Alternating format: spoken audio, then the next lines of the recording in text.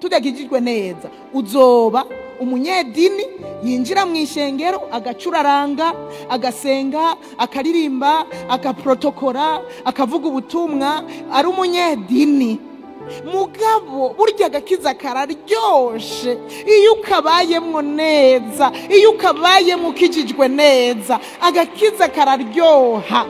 Ndifuza rero ko muba ba jeune fille et garçon mufise agakiza karyoshe, muryoherwe n'agakiza. Nta uzoja mwijura atigeze aryoherwa n'agakiza, kuko umwanya wo kuryoherwa n'agakiza nuwo mwanya wirinze ikintu cyose cyo gutandukanya n'Imana, nuwo mwanya uri mu migenderanire myiza n'Imana, niwo mwanya uryoherwa n'ivy'agakiza, ukumva uryohewe n'ivy'agakiza, ukumva unezererewe no kuba mu migenderanire n'Imana, ukumva ufise amahoro. Umukizwa afise amahoro niwe mukizwa, ariko udafise amahoro haba hariho kabaza, kuko Bibiliya iravuga ngo nta mahoro ku munyavyaha, ni wakora icyaha nta mahoro uzogira, ntayo uzopfugize.